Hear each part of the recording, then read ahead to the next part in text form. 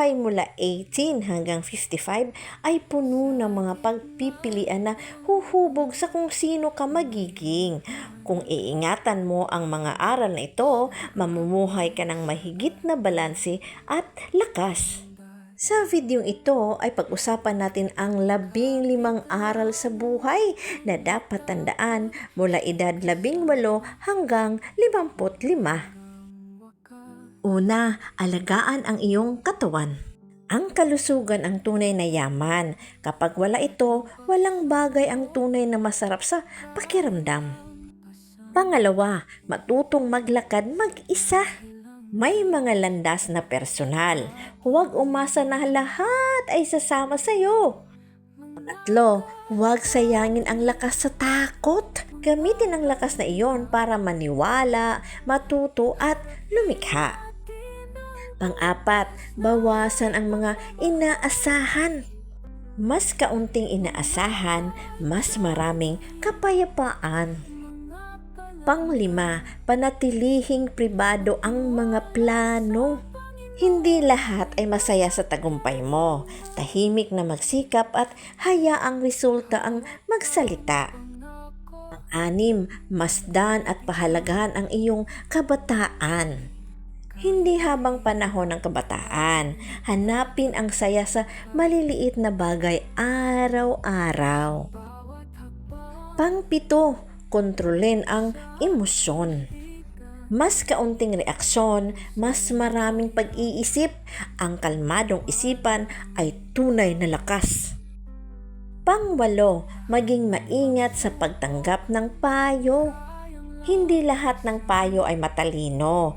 Maraming nagbibigay ng opinyon pero walang direksyon.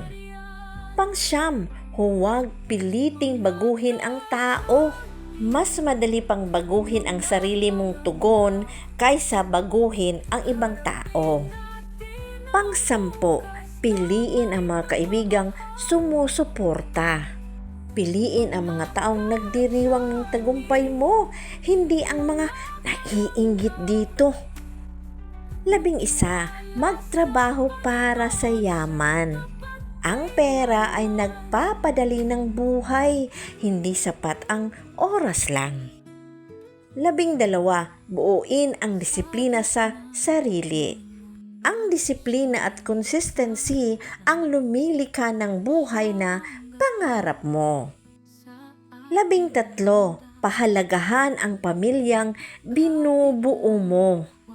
Mas mahalaga ang pamilyang binuo mo ng may pagmamahal kaysa sa pamilyang pinanganakan mo, subalit may galit at puot na nabuo doon. 14, huwag magpahanga sa maling tao. Ang paggastos para magmukhang mayaman ay nauuwi lang sa pagiging hikahos, kaya itigil mo yan, okay? 15, unawain ang pera. Bihirang nagmumula sa sahod lamang ang tunay na yaman. Matuto ng kasanayan, mag-invest at magpalago. Ang mga aral na ito ay simpleng paalala na gagabay sa iyo sa pinakamahalagang taon ng iyong buhay. Mga ka-journey, mga palangga, to God be all the glory. Bye! Bibitaw kahit mahirap, tayo'y magtatagumpay.